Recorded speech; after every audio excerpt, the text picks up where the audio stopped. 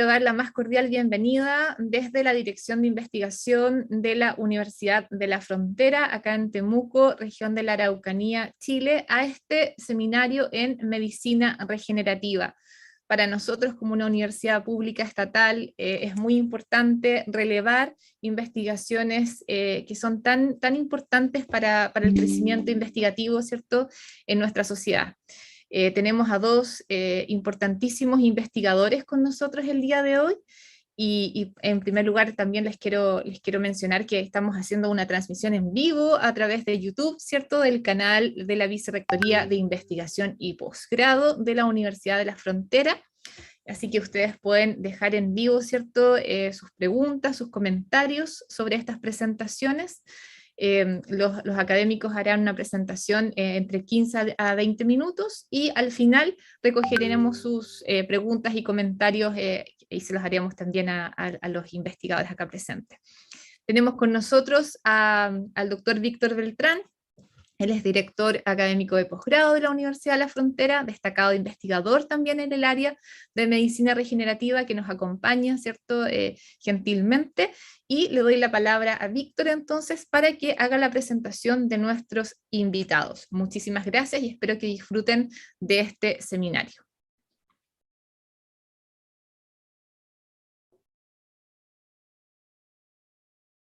Ahí sí, estoy con audio abierto. Bueno, primero que todo, gracias a nuestra directora de investigación, a la doctora Navarrete, por la introducción y también por instar a que pudiéramos generar este seminario de medicina regenerativa.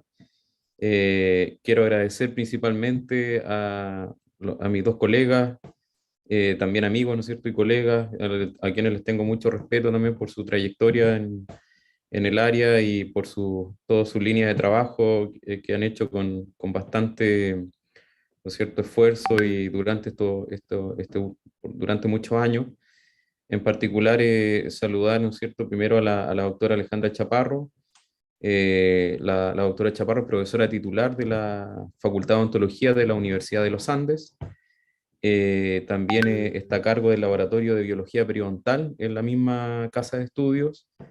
También participa en la directora del programa de magíster en odontología de la misma universidad y también colabora en diferentes programas de doctorado. Es una gran colaboradora también de la UFRO porque también nos ha apoyado en diferentes seminarios científicos, congresos de odontología de la universidad también. Alejandra amablemente y gentilmente ha colaborado con nosotros también en algunas actividades del magíster de odontología. Tenemos una muy buena colaboración, hemos participado también con grupos de investigación conjuntos en proyectos de UFRO Andes, que es un concurso bien bonito que une ambas universidades y que ha dado bonitos frutos, ¿no es cierto?, en este último tiempo. Nos ha permitido generar una muy buena productividad científica, trabajar de forma interdisciplinaria con colegas del área de medicina, del área de nanotecnología. Alejandra también allá trabaja con diferentes colegas del ámbito de la medicina y de otras áreas. Por lo tanto, te agradezco, Alejandra, porque sé que tienes una agenda también bien apretada con todas tus actividades, de gentilmente acompañarnos hoy. Y en segundo lugar, también quiero dar, un saludo cordial al doctor Iván Valdivia. El doctor Valdivia también es un gran colega, amigo, colaborador. Él en este momento es profesor asociado del Departamento Biomédico de la Facultad de Ciencias de la Salud de la Universidad de Antofagasta. El doctor Valdivia también colabora en diferentes programas en su casa de estudios de magíster, ¿no es cierto? Y también da también algunas clases en especialidades odontológicas. Es un referente, ¿no es cierto?, a nivel nacional también en el área de la anatomía humana y del área de la medicina regenerativa. También tenemos una extensa colaboración en diferentes proyectos que hemos hecho, proyectos internacionales, nacionales, con la universidad.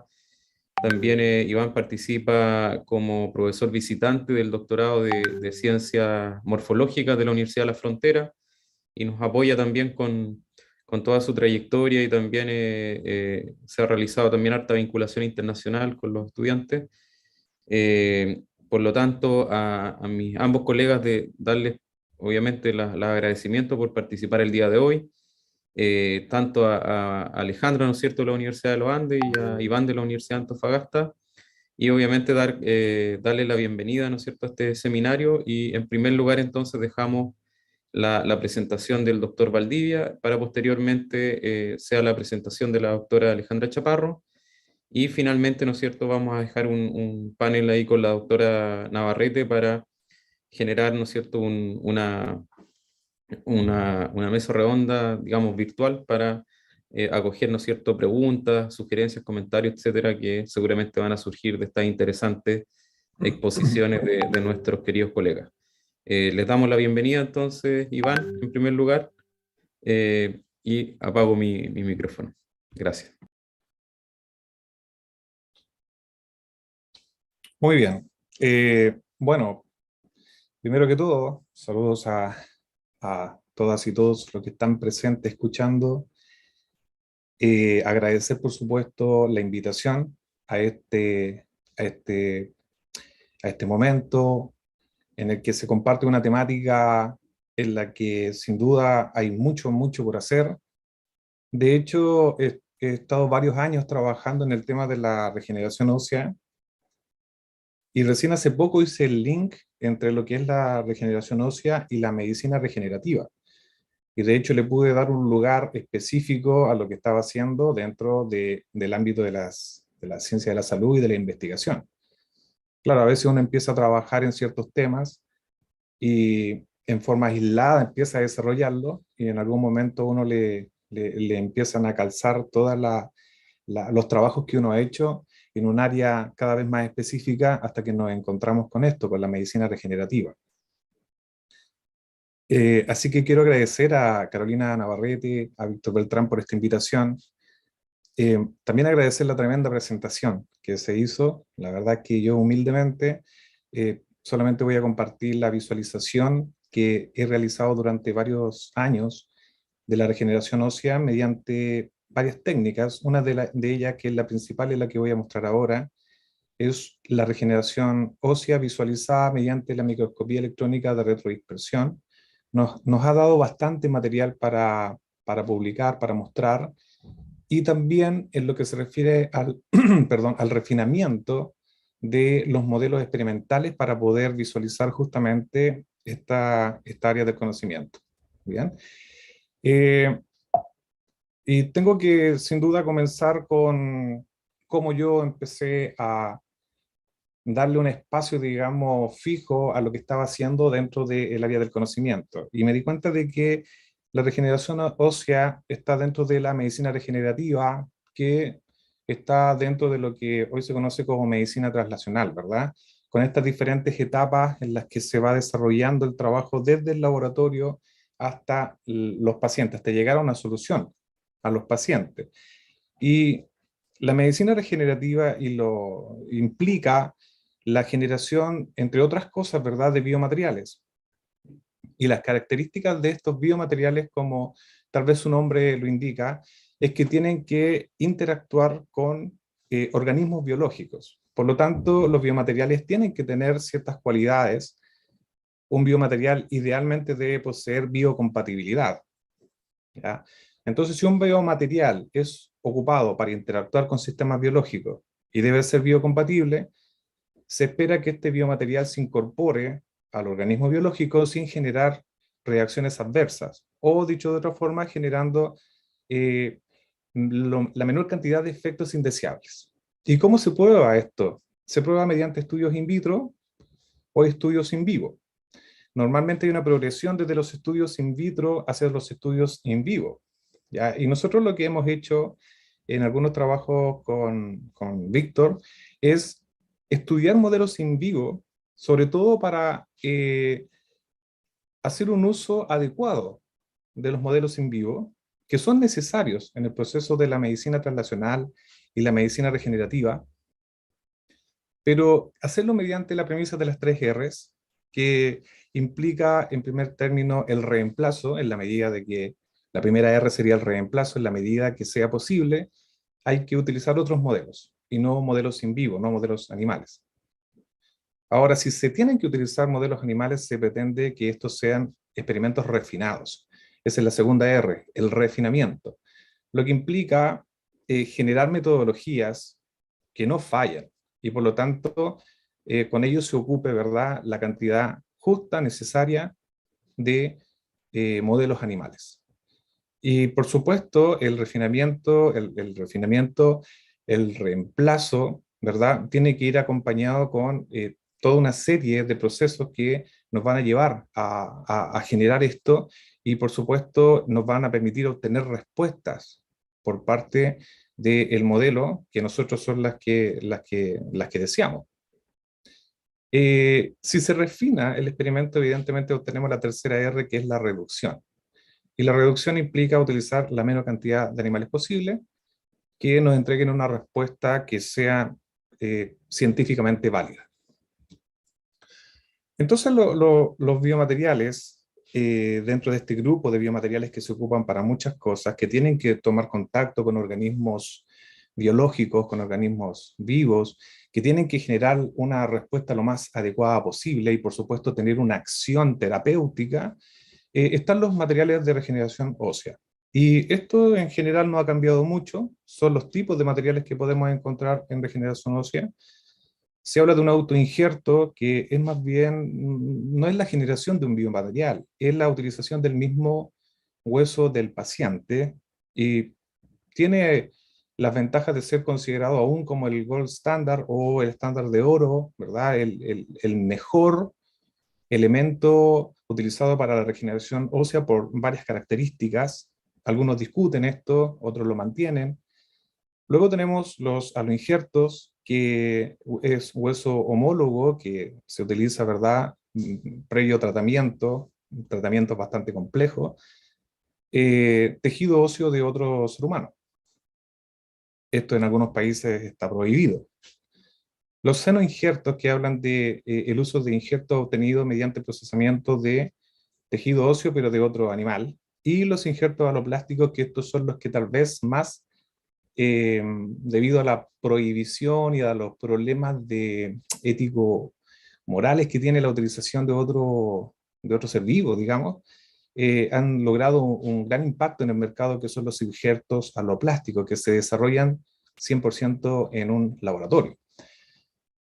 Ahora, hoy en día se están ya los últimos estudios, los últimos progresos que existen al respecto, analizan los biomateriales ya desde la bioingeniería, en la cual en un laboratorio se pueden generar andamiajes que son biocompatibles, los cuales pueden ser tratados con células que son del mismo paciente, para poder generar estructuras que específicamente regeneren hueso, darles incluso la forma que se desea y agregarle elementos que van a estimular la reparación ósea y que provienen del mismo paciente, por lo tanto son biológicamente ideales. En eso se está hoy en día, hay muchos estudios donde han generado cosas bastante interesantes.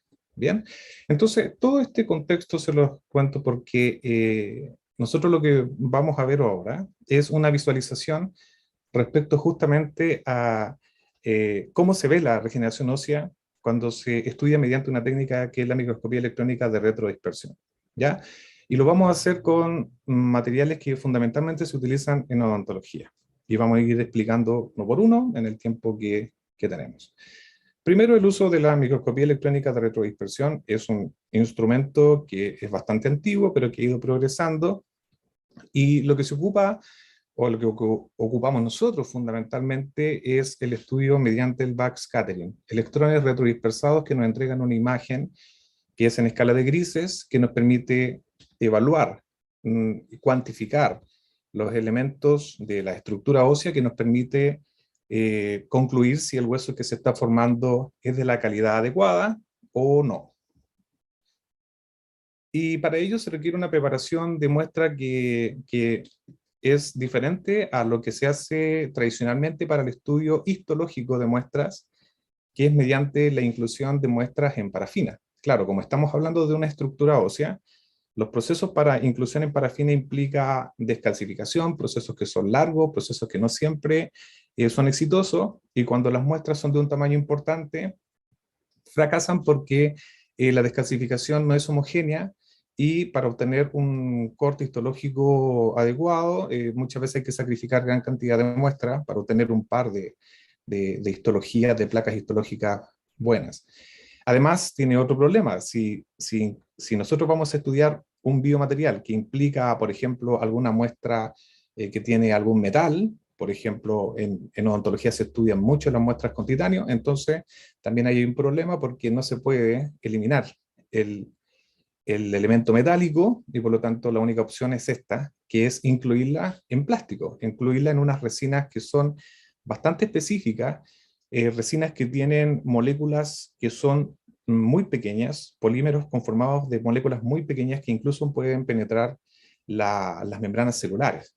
Ya entonces, mediante el mismo proceso que se realiza histológicamente para llegar a la parafina, se puede llegar a la generación de cápsulas plásticas, como las que se ven acá abajo. Y estas cápsulas plásticas luego pueden ser estudiadas con microscopía electrónica, que esta es la imagen inicial que me da la microscopía electrónica, como ustedes pueden ver en escala de grises. La ventaja de la microscopía electrónica versus la microscopía óptica, una de las grandes ventajas es el tamaño que yo puedo lograr de las muestras. Entonces, ¿qué ventajas tiene el estudio de este tipo? Que primero no hay que descalcificar, se pueden analizar a grandes aumentos mucho más de lo que se logra con microscopía óptica, y con una correcta interpretación se pueden obtener datos bastante óptimos respecto a la calidad ósea. Además, con un trabajo en el que se puede unir lo que es el trabajo de imágenes, de un armado de imágenes, se pueden analizar muestras de un tamaño bastante más grande que el que se logra en una placa histológica, y con un barrido de toda la superficie que nos permite hacer una interpretación no solo de un sector anatómico, sino que de toda una muestra, como se los voy a ir mostrando. ¿Qué cosas se ven mediante la microscopía electrónica de retrodispersión? Se puede apreciar estos tipos de tejido óseo, que los vamos a ir explicando en qué consiste cada uno de ellos. Lo que sí hay que tener claro de que para que nosotros podamos estudiar si es que el hueso es de la calidad adecuada, tenemos que partir desde el tejido más inmaduro que se produce luego de una lesión ósea. Y aquí, bueno, hay que mencionar la gran ventaja que tiene el tejido óseo frente a otros tejidos, y sobre todo en la temática de medicina regenerativa. El hueso es un elemento biológico que tiene la ventaja que después de una lesión regenera con un tejido que es igual al que originalmente existía. Hay una reparación y regeneración del tejido. No se produce una cicatriz en el tejido óseo. No hay un tejido diferente al óseo luego del resultado de la reparación. Por lo tanto, es un tejido que lo que hay que hacer realmente es guiarlo para que la regeneración ocupe un espacio determinado. Y eso es lo que se hace hoy en día en lo que se refiere a regeneración ósea dentro de la medicina regenerativa. Se busca que el tejido óseo ocupe espacios mediante guías que los clínicos van entregando, van armando. Y eso lo hacen con biomateriales que se encuentran en el mercado. Entonces, ustedes pueden ver acá que aquí hay una especie de trabéculas. Estas trabéculas tienen estas características que son bastante desorganizadas, luego se empiezan a organizar un poco más hasta que finalmente llegan a una estructura sólida, que es lo que se va observando acá donde dice hueso tejido lamelar, y que representaría el tejido óseo maduro. Por supuesto, la microscopía electrónica también me permite observar cuando hay una actividad de tipo osteoclástica, y cuando hablamos de actividad osteoclástica, hacemos referencia a esa célula que va a reabsorber la estructura ósea, y la hace con varios propósitos. En lo que es la reparación ósea, lo hace con el propósito de eliminar aquel tejido óseo que debe ser reemplazado, porque está en un lugar inadecuado, porque está avascular, etcétera, o también se activa en caso de proceso inflamatorio. Acá ustedes pueden ver un biomaterial, lo que está en muy blanco, ¿verdad? Granulado, es el biomaterial, y alrededor se encuentra un tejido óseo que se está recién formando. Análisis a 15, 20 días. Y esto mismo se puede observar acá. Ya las flechitas, estas cabezas de flecha roja, están indicando dónde se encuentra el tejido de tipo condroide. Tejido que fue expuesto por la que fue mi tutora de de tesis doctoral y muy estudiado en las suturas metópicas humanas. Ya ustedes pueden ver cómo ese tejido condroide es el que se dirige hacia el sitio donde se tiene que formar hueso maduro. Por lo tanto, en regeneración ósea, uno esperaría encontrar este tejido óseo condroide inmaduro inicial dirigiéndose hacia los lugares que uno determina mediante los biomateriales, con las técnicas adecuadas.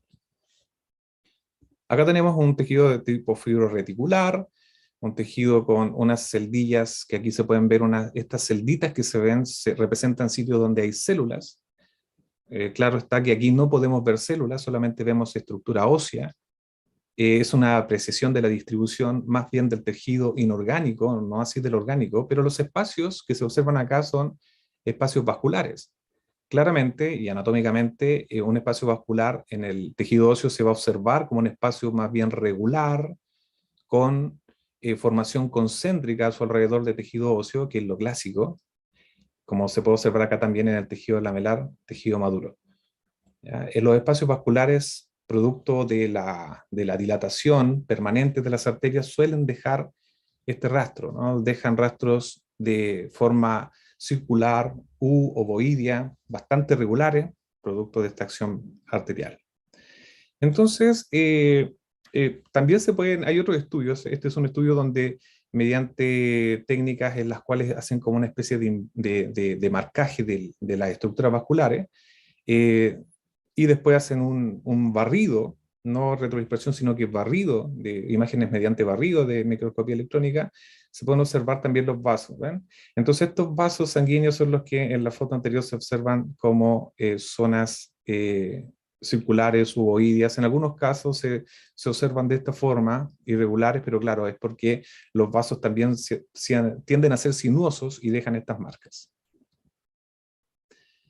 Entonces las características del tejido óseo maduro: tiene una alta organización lamelar, baja celularidad, como ustedes pudieron ver, las celditas en el hueso lamelar son cada vez menos, y baja cantidad de tejido fibroreticular e idealmente ausencia de tejido condroide, porque ese es el inicial. Eso es lo que se tiene que lograr con la regeneración ósea.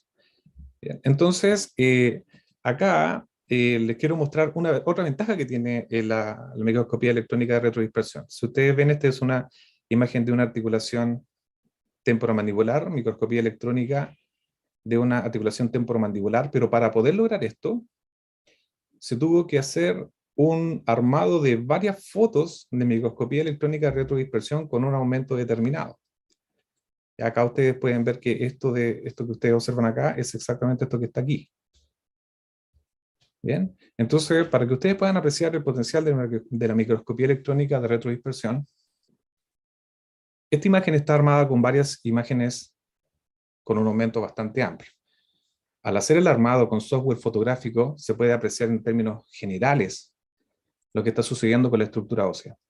Y podemos ir a detalles cada vez menores, con lo cual se puede hacer una medición bastante más amplia de toda la estructura, observar lesiones, como se observa acá en el cóndilo mandibular de la superficie, donde hay un daño a la estructura ósea.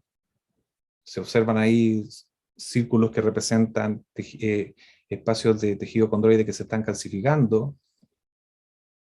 ¿Ven? Entonces, esta es una ventaja. Todo este tejido, que se arma con muchas fotografías, puede ser analizado en detalle, y de esta forma yo tengo una percepción general de lo que está sucediendo con la calidad ósea. Bueno, esto lo vamos a aplicar entonces, en primer lugar, a la osseointegración de implantes odontológicos. Los implantes odontológicos son considerados biomateriales de sustitución, ¿ya? Porque lo que van a hacer es sustituir la raíz de un diente. Y a pesar de que son biomateriales de sustitución, que caerían como en la década de los 70 del siglo pasado, hoy en día estos materiales de sustitución pueden ser tratados en su superficie para generar superficies bioactivas. Esto ya le da un potencial bastante potente, bastante importante, porque al trabajar la superficie para mejorar la osseointegración, lo que vamos a hacer es transformar este simple tornillo de sustitución en un elemento que va a activar el mecanismo de osseointegración y la regeneración ósea. Por lo tanto, pasa a ser un elemento también de regeneración ósea. El estudio que nosotros hemos hecho es de esta forma: inclusión plástica, como lo mencioné anteriormente, y luego el implante se divide para hacer los estudios. Aquí tenemos un resumen de lo que vamos a ver.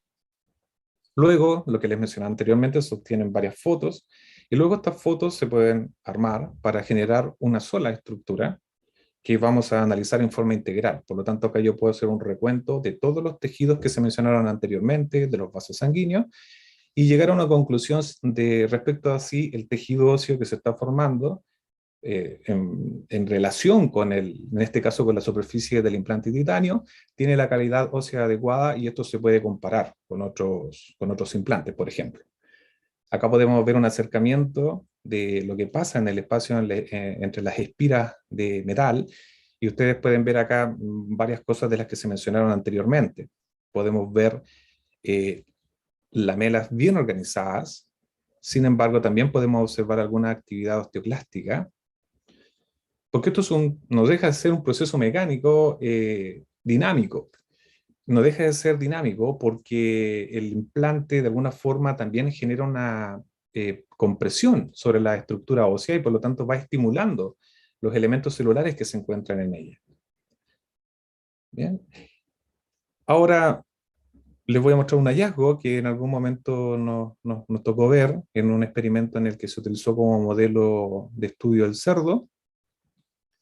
Estos animales tienen un gran canino, y en este caso lo que sucedió con el experimento, probablemente por una falta de refinamiento, esto fue algo que nos llegó a nosotros y nosotros lo analizamos, pudimos observar cómo el implante atravesó la raíz del diente, con este hallazgo que es bastante interesante respecto a la regeneración de la estructura dentaria sobre el implante, a través del cemento dentario. ¿Ya? Cemento dentario acá mostró capacidad para integrar el implante. ¿Qué aplicaciones puede tener esto? Bueno, habría que analizarlo un poco, ver lo que dice la literatura y concluir. Análisis, lo anterior fue, digamos, un estudio que se hizo con modelo animal, pero también hemos logrado obtener estas muestras en humanos a través de tratamientos en los cuales se utilizan implantes que son temporales. Estos implantes temporales tienen la finalidad de brindar un apoyo, una retención y sostén primario a una prótesis que va a ser finalmente anclada a la estructura ósea mediante implantes que se consideran definitivos. Como se deben eliminar, en algunos casos se dejan, en este caso se sacaron. Y se sacaron con una técnica que permitió obtener el hueso que se encuentra alrededor, evidenciando que efectivamente la calidad ósea que se puede ver alrededor de este implante que es provisional es bastante alta, una calidad alta, bien vascular. Acá se puede observar la diferencia clara entre el hueso considerado hueso antiguo y el hueso neoformado. ¿Ya? Por lo tanto, este estudio nos demostró en cierta medida que aquellos que postulan que es mejor dejar este implante cuando ya se observa que tiene una retención importante, y va a aportar sin duda a que la prótesis se mantenga en su lugar. Y ahí los que tendrán que hacer el análisis son los rehabilitadores, que tendrán alguna mirada desde el punto de vista biomecánico. Luego pasamos de los implantes a materiales de regeneración ósea. Y acá tenemos un modelo experimental que refinamos para poder utilizar una carga en este caso lo que hicimos fue colocar biomaterial en calota de conejos, aprovechando la carga permanente hidrodinámica que tiene el líquido cefalorraquídeo sobre la estructura de la dura madre. Entonces esto genera una carga permanente, y es bueno estudiar los biomateriales y la regeneración que generan con una carga permanente, porque eso nos entrega también una información respecto a la dinámica de la regeneración, cómo se va generando la regeneración en esas circunstancias que no son cómodas para el sistema. Si nosotros hacemos una regeneración en sitios donde no hay carga fisiológica, la regeneración es más fácil, es más cómodo para el tejido regenerar. Pero cuando hay una presión permanente, ahí había que analizarlo. Y se nos ocurrió este modelo en el cual pudimos observar, por ejemplo, estos resultados. cuando se realizaba el espacio para colocar el biomaterial, pero no se colocaba el biomaterial, el tejido volvía a su lugar y no había regeneración ósea.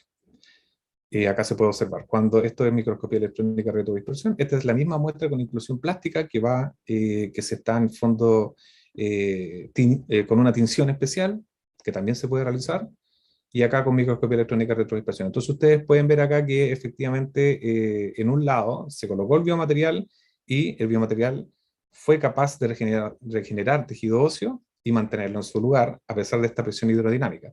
Y en el otro lado no se observa esto, ¿ya? Por lo tanto, este modelo, que puede ser utilizado para probar biomateriales de regeneración ósea, nos entrega información relevante respecto al comportamiento de estas partículas de biomaterial. Hay una foto con mayor aumento donde se puede observar que la partícula está totalmente integrada al hueso y hay un tejido de alta calidad formándose alrededor.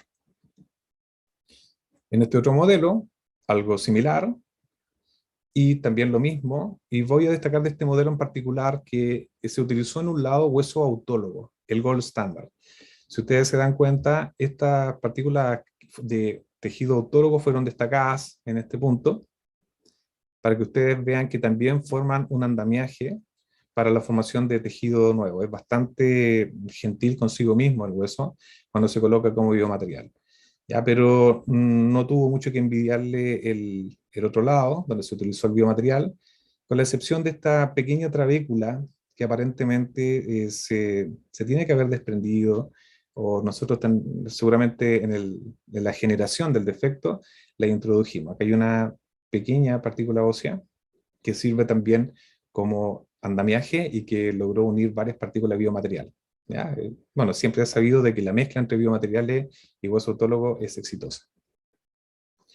En esta otra visualización podemos ver, mediante varias técnicas, diferentes biomateriales de regeneración ósea. Entonces, podemos observar que en el caso, por ejemplo, de este hueso bovino anorgánico, que es un biomaterial que utiliza seno injerto, cuando se enfrenta a estos otros dos que son aloplásticos totales, la verdad es que en términos de formación de estructura ósea, se pueden apreciar diferencias y biomecánicamente hay comportamientos muy diferentes.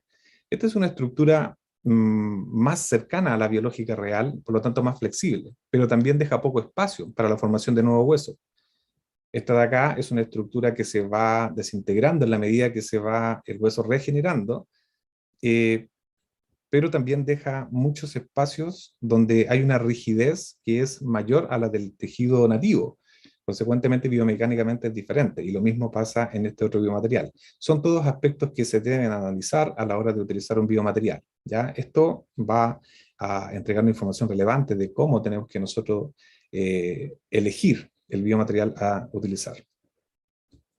Acá hay una foto donde se muestran estos 4 biomateriales. Podemos observar que acá hay unas perlas bastante concentradas. Estos al mismo tiempo son 45 días, al mismo tiempo se toma la muestra y podemos observar el comportamiento de los biomateriales. Todos estos son de tipo aloplásticos, generados en laboratorio, donde a los 45 días hay bastante biomaterial aún, y se espera que por lo menos los que buscan o tienen como objetivo ser reabsorbidos a lo largo del tiempo sean reemplazados totalmente por tejido óseo.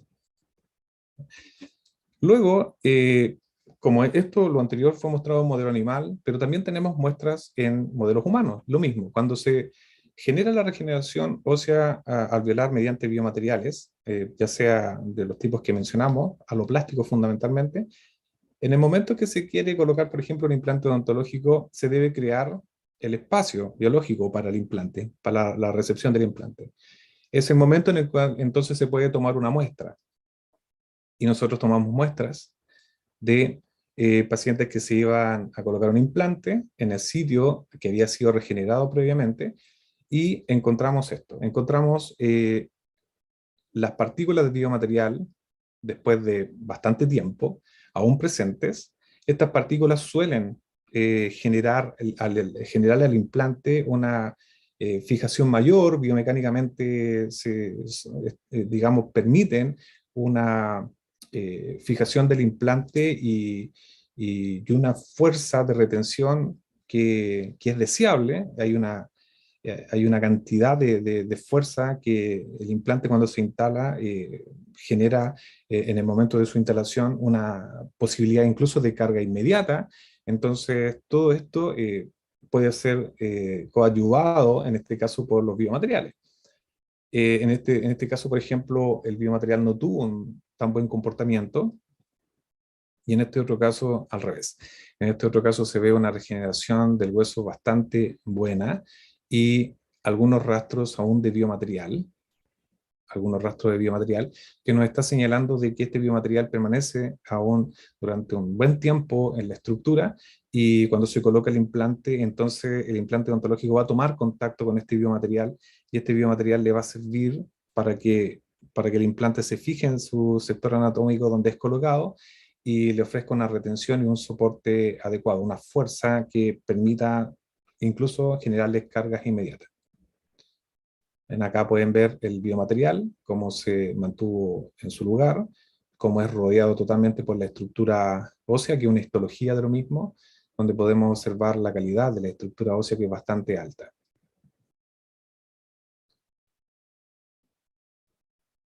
Y bueno, para terminar la presentación, quise mostrarles una visualización de cómo la regeneración ósea puede ser analizada, contabilizada, evaluada su calidad ósea mediante la microscopía electrónica de retrodispersión, más el acompañamiento de algunas otras técnicas histológicas. Les mostré varios potenciales modelos de trabajo in vivo, y les mostré cómo también se puede utilizar los resultados digamos, de ciertos tratamientos que son terapéuticamente definidos como a corto plazo, que van a ser posteriormente reemplazados por un tratamiento definitivo, como puede ser esa instancia utilizada para analizar también el comportamiento de los biomateriales. Y un desafío importante que tiene hoy en día este mundo, el mundo odontológico, es, por ejemplo, los fracasos que se producen en la colocación de implante odontológico o la infección posterior de los implantes odontológicos. Hoy en día ya se tienen antecedentes de pérdidas de implantes producto de inflamación e infección que son bastante altas. No así la tasa de éxito cuando se coloca el implante, que es una tasa de éxito muy alta. Por lo tanto, para la medicina regenerativa, ¿no? Surge este desafío. ¿Cómo recuperar un implante odontológico para que el paciente no lo pierda en determinadas condiciones? Y con eso, bueno, se alivian varias cosas, como por ejemplo el bolsillo, porque los implantes odontológicos y la terapéutica no es económica. Requiere de una gran expertise, requiere de biomateriales que son costosos, etcétera. Y de aquí entonces surge este problema de estudio que está siendo abordado por el proyecto FONDEF y creo que es BITI 10279, en el cual se está abordando cómo tratar este problema de perimplantitis. Y bueno, una idea de este tipo requiere de un trabajo multidisciplinario. Acá hay profesionales de varias áreas. Tenemos bioquímicos, no solamente dentistas, bioquímicos, de hecho, son los que principalmente están llevando a cabo la solución, están generando la solución técnica, y mientras nosotros la estamos evaluando en los modelos que poseemos.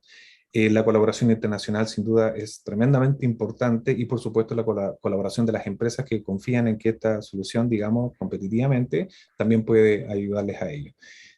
Consecuentemente, el desafío de este proyecto, como ustedes pueden ver en esto que intenté armar, donde se ven los equipos y se ven las empresas y las colaboraciones internacionales, es tremenda.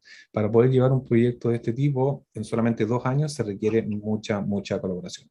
Bueno, muchas gracias por la atención. Agradecer a la Facultad de Ciencias de la Salud y la Facultad de Odontología de la Universidad de Antofagasta, que nos están apoyando también en lo que estamos haciendo. Acá está mi correo electrónico por si surge alguna consulta, me quisieran escribir.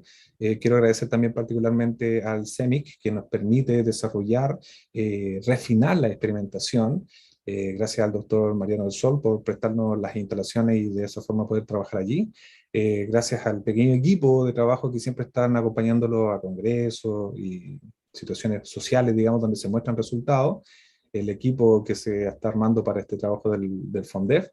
Y acá, bueno, una foto donde está el doctor Beltrán, estoy yo. Esta foto tiene 20 años, ¿no? Eso fue hace 20 años y bueno, está 20 años después. ¿Ah? Entonces hemos trabajado durante mucho, mucho tiempo y a veces es bueno mencionarlo porque no nos damos cuenta y pasa el tiempo y cuando uno dice 20 años hay que de alguna forma celebrarlo. Muchas gracias por la atención. Muchas gracias al doctor Iván Valdivia por esta extraordinaria exposición. La verdad es que ha sido muy reveladora del potencial, ¿cierto?, que tiene la medicina regenerativa, y estamos realmente encantados de haber aprendido de oseointegración, implantes temporales, regeneración ósea, biomateriales. La verdad es que es realmente muy revelador, como decía, este ámbito investigativo. Así que muchísimas gracias, Iván, por la excelente presentación. Y ahora le quiero dar ¿cierto?, el pase a la doctora Alejandra Chaparro Padilla para que pueda hacer su presentación, y luego de eso, ¿cierto?, abrimos un pequeño espacio de preguntas y comentarios. Así que, Alejandra, el espacio es todo tuyo. Muchas gracias. ¿Se ve mi pantalla? Sí, súper. Bueno, primero que nada, les agradezco a todos ustedes la invitación por participar en el seminario.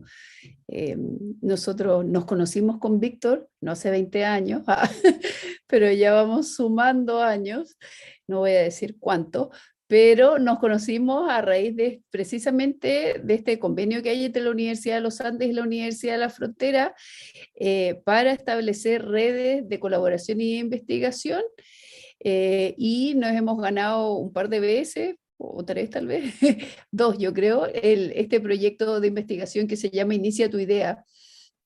Y a partir de la Inicia tu Idea, estamos colaborando desde entonces, nos hemos llevado súper bien.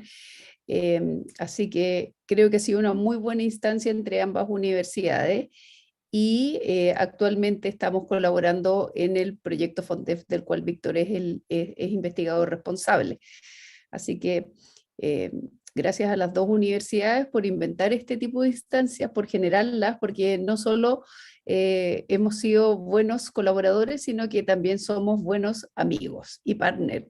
Y también se ha formado un equipo de investigación junto a Iván, junto a Bernardo en la Universidad de Talca, que ha permitido, yo creo que cada uno de nosotros, desarrollarnos en distintas áreas, y así como recién acabamos de ver harto de regeneración de tejido óseo, yo voy a hablar de regeneración de tejidos blandos, y de lo que estamos haciendo para poder regenerar tejido periodontal o el tejido gingival perdido, producto de periodontitis o de trauma. Y vamos a conversar, es poquito el tiempo, perdonen si de repente voy un poco rápido, pero en realidad la intención es más que nada entusiasmarlos con el tema, porque a cuántos de nuestros pacientes no les gustaría, cuántos de nuestros pacientes no nos dicen, ¿le puedo dejar los dientes aquí, los paso a buscar más rato?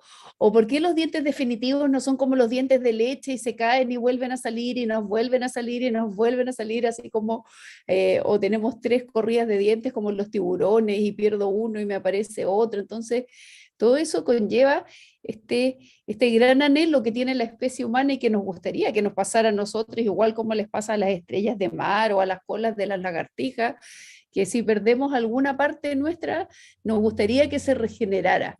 Y todo este concepto de medicina regenerativa va orientado a eso, a cómo poder regenerar tejidos y órganos deficientes o que hemos perdido por un accidente, por algún trauma, por alguna infección, alguna enfermedad, que nos permitiera reemplazarla in toto, como era previo al accidente que tuvimos o a la enfermedad, regenerando cada uno de los componentes de este tejido que perdimos.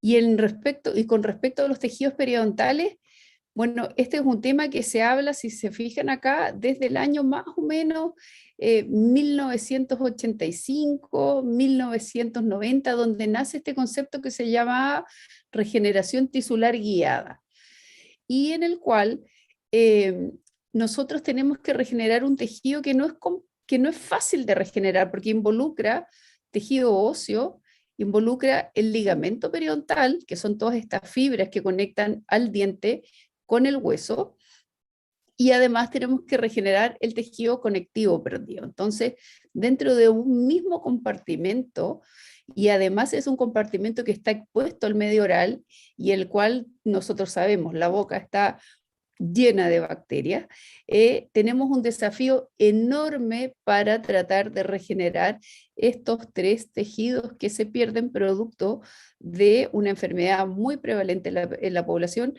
que es la periodontitis.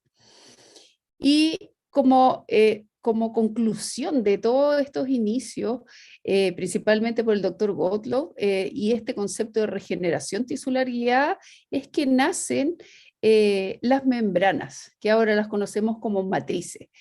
Y estas matrices se definen en el fondo, como bien lo decía Iván, también pueden ser xenogénicas, halogénicas, aloplásticas, pero su principal función dentro de este contexto de regeneración tisular guiada era poder excluir algunas poblaciones celulares que proliferan con una tasa de reproducción más rápida, excluirlas para darles tiempo a células que requieren mayor tiempo para proliferar y colonizar el tejido para que se pudiera producir realmente este fenómeno de regeneración. Entonces, lo que hacía básicamente esta matriz o esta membrana era excluir al epitelio y al tejido conjuntivo, proveer de un espacio estable para que pudiesen proliferar aquí vasos sanguíneos y llegar células progenitoras de tejido óseo y también de células progenitoras del ligamento periodontal, para poder regenerar estas estructuras, el ligamento periodontal, el tejido óseo y nuestro epitelio, no invadir todo con un epitelio de unión largo, que es como cicatriza habitualmente una lesión periodontal después de la terapia de debridamiento y raspado radicular, para poder en el fondo regenerar los tejidos. Entonces, de estos estudios nos quedamos con lo relevante que era excluir al epitelio, con dar tiempo, con que estas matrices respetaran los tiempos que necesitaban estos tejidos antes de ser degradadas, y obviamente tenían que cumplir un montón de requisitos, ser amigables, no ser tóxicas, favorecer la neoformación de vasos sanguíneos, la regeneración temprana. Y desde esos tiempos hasta ahora, las membranas y las matrices han sufrido un montón de cambios y de diseño, y tenemos de muchos materiales distintos. Hay algunas que son reabsorbibles, otras que las tenemos que no son reabsorbibles y las tenemos que retirar cuando reentramos en la cirugía. Hay unas que tienen refuerzos de titanio, colágeno entrecruzado, bueno, miles de variantes que cada una de ellas tiene su indicación en particular y nosotros tenemos que conocer cuáles son sus principios básicos. Pero como les dije, mantener y respetar estos principios que siguen siendo, están presentes hasta el día de hoy: estabilizar la herida, mantener el espacio para permitir una colonización guiada de los distintos tipos de células. ¿Por qué es relevante regenerar en el tejido periodontal? Porque el riesgo de pérdida de dientes en aquellos dientes que quedan sacos residuales mayores a 6 milímetros es 10 veces mayor a un diente que queda con una profundidad del sondaje residual de 3 milímetros o menos, y muy parecido también para los molares con compromisos de furcación. Cuando hay compromiso de furcación 2 o 3, esos dientes tienen riesgo entre 5 y 13 veces más de perderse en comparación a dientes sin compromisos de furca. Entonces, como outcome de la terapia periodontal, nosotros no podemos dejar dientes que tengan profundidad del sondaje de 5 o más milímetros, y tampoco deberíamos dejar compromisos de furcación. Y estos deben ser tratados con un approach regenerativo. ¿Y de qué se trata este approach regenerativo y este concepto de ingeniería tisular que nosotros lo conocemos y estamos familiarizados? Es de manejar esta triada, ¿ya? En el fondo, células, scaffolds o andamiajes o matrices, señales moleculares que podrían ser factores de crecimiento, por ejemplo el endogame es uno de ellos, los factores de crecimiento que contienen los concentrados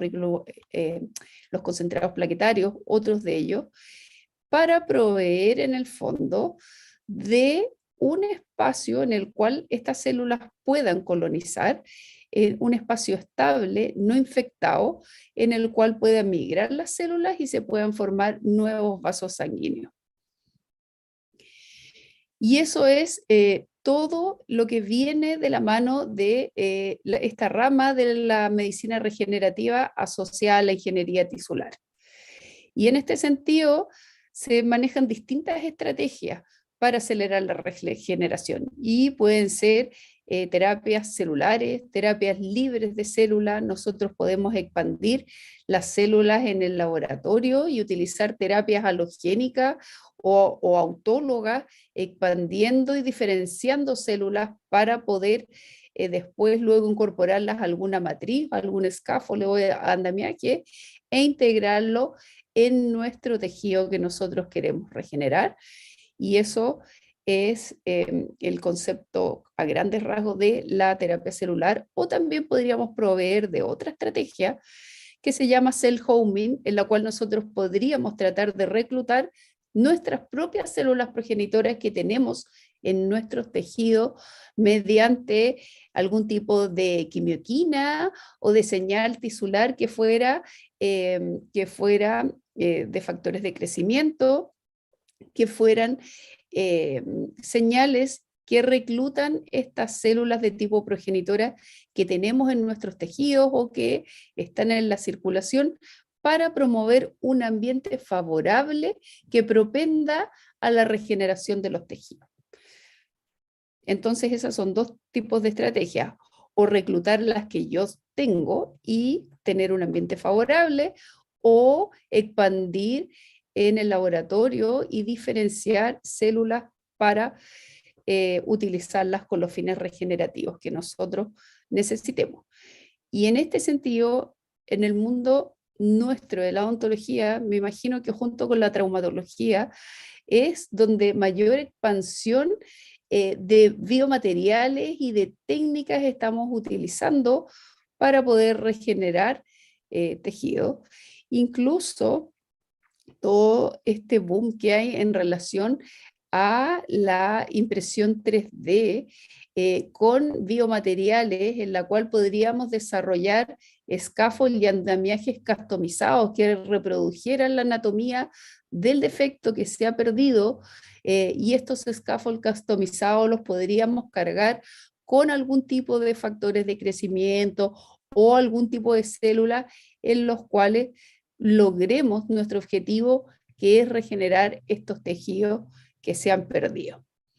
Obviamente con el gran desafío aquí que nosotros, no es como cuando tenemos una fractura de un hueso, sino que nosotros siempre estamos expuestos a la presencia del biofilm bacteriano y necesitamos tener un buen control de la inflamación para propender este microambiente que favorezca la regeneración. Entonces esto ha cambiado y ha sido un cambio de paradigma, a lo mejor no solo la implantología, sino cómo podemos regenerar tejidos para poder instalar un implante, o cómo podemos preservar los tejidos para no perder los dientes. Han sido cambios de paradigma en nuestras especialidades. Y lo hacemos diariamente, ¿ya? O sea, estamos invadidos de biomateriales, de huesos halogénicos, xenogénicos, combinaciones de hueso cortical, medular, distintos tamaños, distintos tipos de poro, y cada uno de ellos tiene indicaciones diferentes. Lo mismo las matrices, y las ocupamos desde el inicio, las ocupamos cuando ya ha cambiado tanto. Yo me acuerdo cuando estaba en la universidad, seguramente a todos nosotros nos enseñaron, sacábamos millones de dientes, y después de que sacábamos los dientes había que comprimir las tablas, y nunca no se pensaba en este concepto de regeneración y de cómo promover que se formara mayor hueso para poder instalar un implante, sino que solamente pensábamos en resolver la infección sacando el diente. Y ahora, desde que necesitamos extraer este diente, nosotros ya estamos pensando, antes de extraerlo, en cómo vamos a favorecer la regeneración de ese sitio para luego poder, ya sea instalar un implante o tener un sitio receptor con mejores características en relación al volumen del tejido blando, al volumen del tejido óseo. Y cuando hacemos también un injerto de tejido conectivo, un injerto libre, lo que estamos haciendo ahí es una terapia celular. Nosotros estamos trasplantando células autólogas y tejido de una zona a la otra. Y lo mismo pasa cuando utilizamos matrices. Estas matrices dérmicas, acelulares o colágenas son scaffolds dentro de este concepto de ingeniería tisular guiada, y estos scaffolds los ocupamos para excluir el epitelio en algunas circunstancias, para contener al injerto óseo en otras, ¿cierto? Y también utilizamos otro tipo de scaffold para regenerar el tejido gingival que hemos perdido. Entonces, no son ajenos a nosotros todo este concepto de regeneración. Lo que pasa es que lo vemos de forma parcializada y muy relacionada a las técnicas quirúrgicas y a los biomateriales que utilizamos, pero lo que estamos haciendo es propender a la regeneración de los distintos tejidos que se han perdido producto de la infección o del trauma en nuestros pacientes. Y aquí también tenemos abordajes con distintas terapias celulares. Hay varios estudios que están trabajando con distintos tipos de células madre, ya que ya sabemos, tienen en el fondo algunas ventajas, como poder diferenciarse hacia osteoblastos, adipocitos o condrocitos, promover señales de tipo regenerativa, pero además son inmunomoduladoras. Entonces, esto quiere decir que no generan rechazo, promueven un ambiente inmunosupresor, que puede favorecer la regeneración de los tejidos. Y en este sentido, nosotros ya, creo que esta es una publicación del año 2012, fuimos uno de los primeros grupos en los cuales caracterizamos las células madres o las células mesenquimales totipotenciales en el tejido gingival. Esto lo publicamos en el Journal of Periodontology, y también que estas células madre de tipo gingival tenían capacidad de inmunosuprimir y de favorecer la polarización de macrófagos a un fenotipo M2 que es un fenotipo antiinflamatorio. Entonces, sí estaban cumpliendo con todas las características de una célula estromal multipotencial, y también de favorecer este microambiente con menor inflamación y con capacidad de tener señales de tipo regenerativa. Luego de esto también escribimos un review para el Periodontology 2000, caracterizando las células madre de distintas zonas del diente, de la pulpa, del ligamento periodontal, de la encía y también de la papila apical. Y luego revisando, hay publicaciones en relación a cómo funciona la terapia con células mesenquimales en regeneración de defectos periodontales, y lo que vemos es que mayormente se han ocupado células de tipo de médula ósea, células de pulpa y células de ligamento periodontal para la regeneración de estos defectos intraóseos periodontales, con resultados favorables, mayormente a favor de las células multipotenciales derivadas de ligamento y cemento periodontal. Entonces, las que tienen al parecer un futuro más promisorio dentro de todas estas células mesenquimales que podemos aislar en los tejidos orales para regeneración periodontal, serían estas células que nosotros podemos aislar y caracterizar desde el ligamento periodontal. Nosotros hemos hecho algunos estudios de biocompatibilidad también de matrices con células mesenquimales, y lo que vemos acá en verde son células mesenquimales gingivales inmersas en una matriz halogénica, esto es Alloderm, y este es un poro de la matriz, y vemos cómo la célula penetra al interior de la matriz y sus prolongaciones van a través del poro de la matriz, de tal forma que nosotros podríamos cargar estas matrices que son acelulares con algún tipo de célula o material que acelerara esta vascularización y esta proliferación de células de forma temprana. Esto también es una matriz de LPRF, también cargada con células mesenquimales gingivales, que podrían ser estrategias para acelerar y promover la regeneración en los distintos sitios que buscamos regenerar. Y este es un estudio que también realizamos en la universidad con células mesenquimales de cordón umbilical. Esto quiere decir que es una terapia celular halogénica, la cual la utilizamos cargando estas matrices de LPRF con el concentrado de células de cordón umbilical para ver cómo se comportaban en terapias para cubrimiento de recesiones gingivales y de regeneración de este tejido gingival perdido, sin la necesidad de tomar un injerto del paladar o de incorporar un scaffold comercial.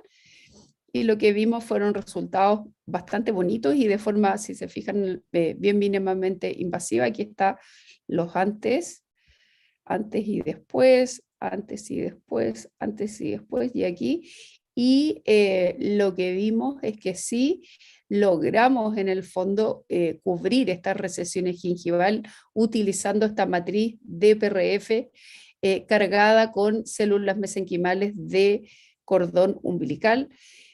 Pero esto es lo bonito, lo no tan bonito es que el grupo control, el comparador fue utilizar solo las matrices de PRF y también obtuvimos buenos resultados con ellas, entonces, y no hubo diferencias significativas en términos de cubrimiento radicular. Y eso es porque este boom de las células madre tampoco se han obtenido en las distintas terapias en las cuales se están investigando los resultados que nosotros esperábamos obtener, y han sido un poco desilusionantes. Y acá hay varias cosas, y dice cuánto hay de esperanza y cuánto hay como de farándula en relación y parafernalia en relación a la terapia con células madre. Y tiene varias en el fondo inquietudes que nos interesan. Bueno, los costos, la manipulación de las células en el laboratorio, esta cosa que van aumentando de pasaje y pueden adquirir características tumorogénicas o mutaciones, problemas de rechazo inmune, problemas de que las células no se queden en el lugar que nosotros queremos que se queden y se vayan hacia otros tejidos. Otros problemas que tienen es que al parecer tienen una vida media muy corta y se mueren rápidamente, entonces no tendríamos las señales que nosotros esperamos promover dentro del tejido, no teniendo el tiempo que necesitamos hacerlo. Y en este sentido, ahora si uno revisa hacia dónde va este concepto de regeneración, es a una terapia libre de células, ¿ya? Una terapia regenerativa libre de células, en la cual nosotros ocupemos el secretoma de la célula madre, el secretoma de la célula mesenquimal. ¿Qué quiere decir esto? Aprovechar todo lo que secreta la célula mesenquimal y que tenga un potencial de generar estas señales y estos microambientes de regeneración para poder hacer terapias regenerativas. Y en este sentido, a mí es lo que me gustaría trabajar en un próximo proyecto que podríamos postular con Víctor y con Iván, es en un proyecto investigando la capacidad que tienen los exosomas secretados por las células mesenquimales y para lograr una regeneración libre de células. Y dentro de los exosomas también hay otras moléculas que son tipo RNAs no codificantes, en los cuales nosotros hemos visto en estudios con Víctor también, que los tenemos publicados, que tenemos exosomas en el tejido periodontal y también en el tejido perimplantar, y hemos visto que hay algunos de estos RNAs no codificantes que están contenidos en estos exosomas que están disminuidos en aquellos sitios que están infectados y que tienen perimplantitis. Entonces, lo que nos gustaría ya es utilizar estas moléculas, que en un principio las investigamos como biomarcadores de enfermedad, en su potencial regenerativo, aislándola desde cultivos de células mesenquimales y promoviendo la regeneración de estos tejidos que se han perdido, incorporándolos a distintos scaffolds. Y ahí vi que Iván tenía un lindo modelo ahí con conejo, tal vez podríamos trabajar en su modelo utilizando microRNA y exosomas para ver cómo se podría realizar un prototipo de regeneración periodontal o perimplantar libre de células. Y con las matrices también estamos investigando. Lo que queremos hacer son estos mismos estudios. Tenemos a una alumna tesista de magíster que está haciendo estos mismos análisis de biocompatibilidad de células mesenquimales con la matriz que están desarrollando en la UFRO en el contexto del proyecto FONDEF del doctor Beltrán. Y con esto me despido. Y no solo las lagartijas y las estrellas de mar, sino que hay un mito aquí muy bonito de regeneración entre la pelea entre Zeus y Prometeo, en el cual Prometeo es castigado por hacerse muy amigo de los humanos y de traspasarnos muchos conocimientos médicos y de traspasarnos el fuego y otras cosas. Es castigado y está encadenado, y en el cual, como él es un dios, un titán, todos los días viene un águila y le come el hígado y le come las entrañas y se le vuelve a regenerar, y viene de nuevo el águila y se lo vuelve a comer. Entonces esta lucha o estos afanes que tenemos nosotros de ser inmortales o de regenerarnos es como un anhelo de nuestra especie humana que ojalá algún día lo podamos lograr en algún aspecto, especialmente en las enfermedades que son súper relevantes. Así que les agradezco mucho la invitación y espero que les haya gustado la presentación. Muchísimas gracias, estimada doctora Alejandra Gracias, Chaparro. Alejandra. No dejes de compartir, por favor, Alejandra. Ya. Me dices por acá, para que no se desconfigure el streaming. Muchas gracias, Alejandra. Tremenda presentación. Como siempre, también a Iván, tremendas presentaciones de ambos. Muy bonito todo el panorama que nos muestras, Alejandra. Da mucha motivación, ¿no es cierto? Y esperemos también a la audiencia le dé la misma motivación que tú sientes y que nos transmites, ¿no es cierto?, a todos con esta maravillosa resumen, ¿no es cierto?, de las diferentes alternativas terapéuticas, ¿no es cierto?, y también estrategias terapéuticas que necesitan un periodo, ¿no es cierto?, de investigación primero preliminar antes de ser llevada a la clínica, y nos dejan desafíos importantes a nosotros como investigadores, cómo seguir enfocando, ¿no es cierto?, nuestros proyectos. Ya sabemos que los fondos son también súper escasos, y obviamente, bueno, Alejandra, ahí tienes hartos proyectos digamos, en su experiencia, así que sería súper interesante poder avanzar en esa dirección, y vamos a tomar el desafío, Alejandra, de seguir trabajando, ¿no es cierto?, en conjunto, y en pos también de la colaboración enriquecedora que se ha hecho entre nuestras universidades, porque que como tú lo mencionaste, ya tiene, ¿no es cierto?, hay harta productividad, hemos hecho proyectos, lo mismo con Iván, con la Universidad de Talca también, y también quería mencionar que en este momento la directora alterna de nuestro proyecto, que es la doctora Francisca Acevedo, se encuentra en Francia, ya en actividad de investigación. Justamente está conversando con ella, que nos está mirando vía streaming, y Francisca ahí está trabajando en un laboratorio de alto nivel internacional en el área de la micro y nanoencapsulación. Así que está escuchando muy atenta ahí. Te mandamos un abrazo, Francisca, yo estoy en Rancagua y todos estamos en diferentes partes. Alejandra en Santiago, me imagino, Iván en Antofagasta, y Carolina, entiendo, Carolina, que está en Argentina en este momento. No, aterricé anoche, estamos en Temuco. Estamos todos virtualmente acompañándonos, y dejo a nuestra directora de investigación porque me parece que hay algunas preguntas ahí en el YouTube, Sí, para que Oye, podamos dejar este tiempito que nos queda para responder. que Francisca vea cómo podemos encapsular estos exosomas y estos Ahí está microRNA al tiro.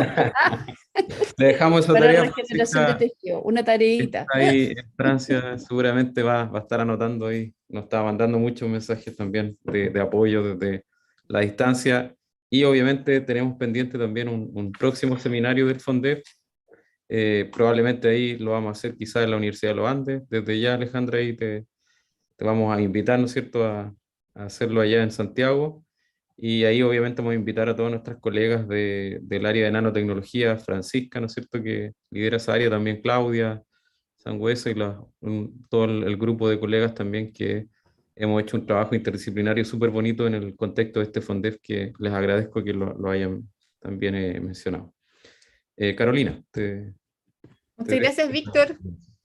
Perfecto, muchas gracias, doctora Alejandra Chaparro, también por su brillante, inspiradora exposición, y le mandamos un saludo cariñoso, ¿cierto?, a la investigadora doctora Francisca Acevedo, también en Francia.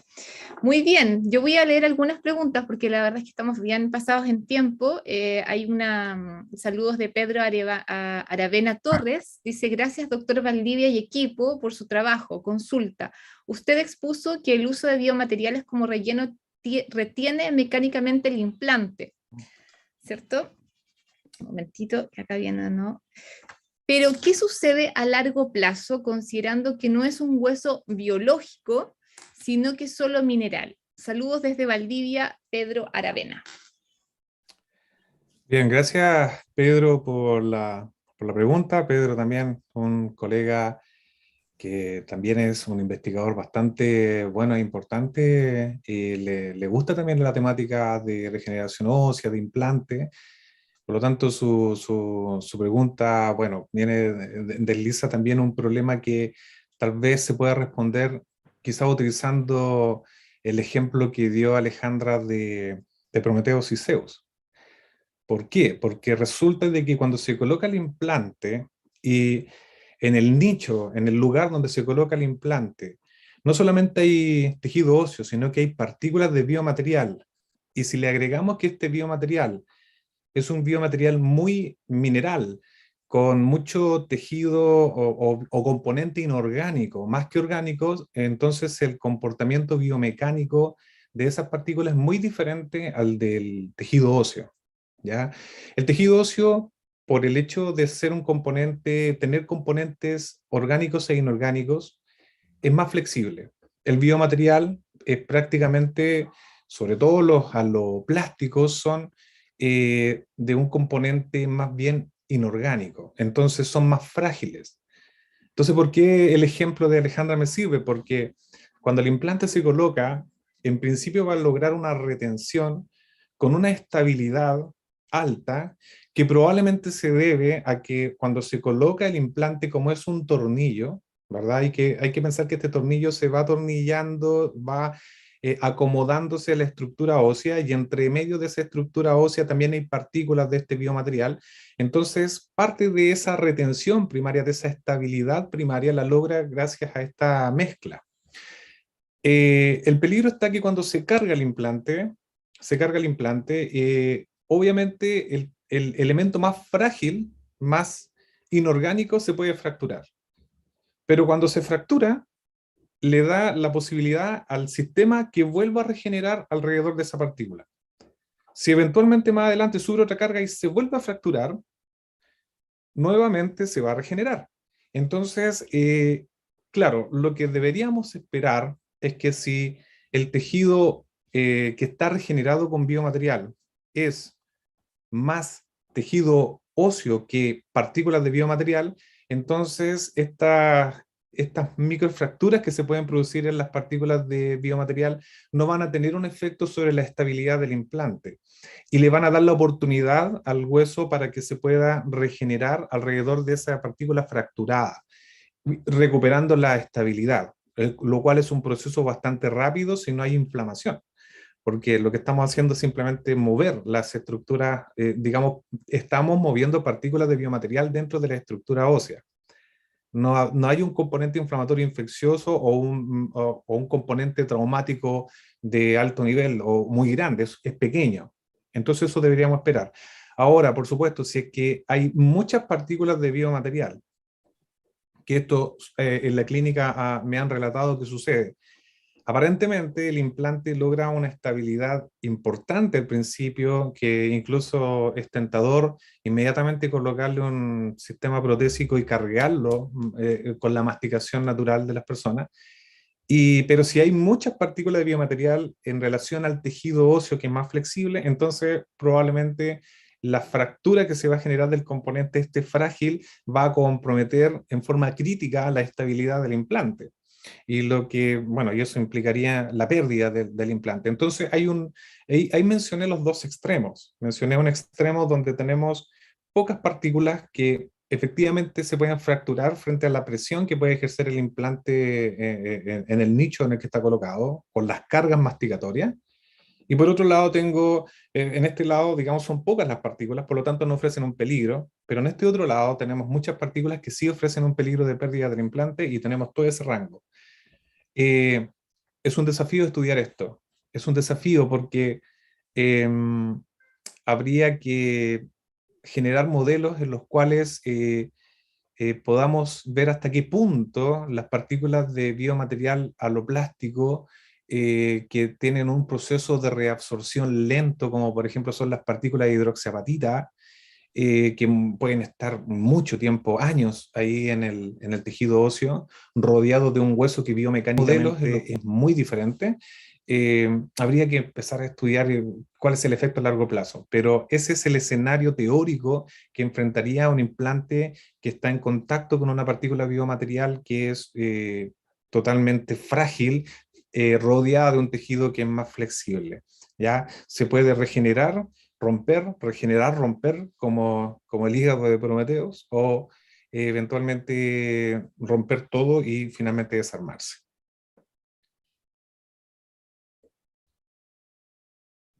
Muchísimas gracias, estimado Iván, por la respuesta. Y voy a leer una última pregunta para ir cerrando. Y antes, Francisca Acevedo dice, perfecto, Alejandra. Así que ya está todo coordinado acá en vivo y en directo. Maravilloso, me encanta este modelo de colaboración acá que podemos hacer. Dice Cristina Sanzana, aquí le mandamos un cariñoso saludo también, por cierto. Gracias por su gran presentación, doctora Chaparro. Una pregunta, ¿la terapia de regeneración con células mesenquimales se podría aplicar en defectos periimplantares? Muchas gracias. Yo vi, mira, hay trabajos más en defectos periodontales. Incluso había uno, pero por cosas de tiempo que no se las quise mostrar, que hay uno que es con directo, como con trocitos de la pulpa o con microcápsulas de tejido pulpar que se implantan en el tejido en los defectos periodontales y con buenos resultados. Entonces, los desafíos a nivel del tejido perioimplantario son mayores que a nivel del tejido periodontal, porque la superficie metálica del titanio es menos afín a las células y a la regeneración que el diente. Pero así como hay estudios en relación a la regeneración de tejidos periodontales, luego van a empezar a aparecer también en relación a tejidos perimplantares, pues, y eso es lo que a nosotros nos gustaría desarrollar también. Nosotros tenemos dentro, todos nosotros trabajamos previo a este FONDEF en un proyecto de redes en relación a la perimplantitis y es uno de nuestros desafíos también, y eso es lo que nos gustaría seguir investigando. No solo en las matrices, sino que también en las señales, y ojalá poder ir a esta terapia libre de células, que esperamos que sea más económica, más sencilla y igual de eficiente de lo que está resultando ser hasta ahora las terapias celulares. Perfecto, estimada Alejandra, muchas gracias por tu respuesta. Y bueno, ya para ir concluyendo, no sé si Víctor quiere decir unas palabras antes de que yo cierre. No, queda mucho, obviamente, muchas preguntas ahí abiertas que seguramente las abordaremos en otra instancia. Les agradezco tanto Iván como Alejandra por su generosidad, digamos, y por compartir en un resumen, ¿no es cierto?, muy acotado todas ¿no es cierto?, las diferentes investigaciones que se han estado desarrollando y que están en ejecución, y también los desafíos de futuro. Dejamos obviamente el desafío, Alejandra, de generar una instancia en Santiago, ahí vamos a coordinar entonces para hacer un seminario allá. Ahí te vamos a pedir ayuda, ¿no es cierto?, para hacerlo ahí con la colaboración también de la UANDE. Y bueno, darle las gracias también a todos los que nos acompañaron hasta esta hora. También agradecimiento, obviamente tengo que decirlo, al proyecto FONDEF, que también nos permite, ¿no es cierto?, reunirnos y nos permite también, que lo más importante también es incluir a estudiantes de posgrado, ¿ya? Hay estudiantes de magíster, del magíster de odontología de la UANDE, de Antofagasta, de doctorado de ciencias morfológicas aquí en la UFRO, de estudiantes de magíster también de odontología. O sea, es un ecosistema muy bonito que se va generando y que obviamente el futuro es el trabajo en red, como decía Alejandra. Tenemos que, o sea, somos tan pocos centros investigadores que lo mejor es unirse y generar un brazo más fuerte que estar trabajando, ¿no es cierto?, por separado y obviamente enfocando en problemáticas para mejorar la calidad de vida finalmente de la población, de las personas. Entonces, finalmente, Carolina, agradezco también a ti por tu idea de generar, ¿no es cierto?, este seminario abierto de la universidad, y también te agradecemos a nombre de todo el equipo también a ti por todo el apoyo que nos has dado. Así que gracias. Muchas gracias a ti, Víctor, al doctor Iván Valdivia, doctora Alejandra Chaparro, a todos quienes nos han estado siguiendo en vivo y en directo por el canal de YouTube de la Vicerrectoría de Investigación y Posgrado. Y les quiero recordar que este seminario va a quedar a disposición de todos quienes no hayan podido verlo o quienes quieran volver a revivirlo en el canal de YouTube de la Vicerrectoría de Investigación y Posgrado de la Universidad de la Frontera. En nombre de la Dirección de Investigación, ha sido un honor tenerlos acá el día de hoy. Les agradezco su tiempo. Me parece que la medicina regenerativa es un aspecto investigativo con mucho potencial y que nosotros también queremos relevar desde nuestra universidad, ¿cierto?, pública y estatal, como es la UFRO, y esperamos que este espíritu colaborador permanezca, se enriquezca y podamos ahí apoyarlos con todas las posibilidades que tengamos. Así que muchísimas gracias, que tengan una excelente tarde y ha sido un gusto, que estén muy bien. Hasta la próxima.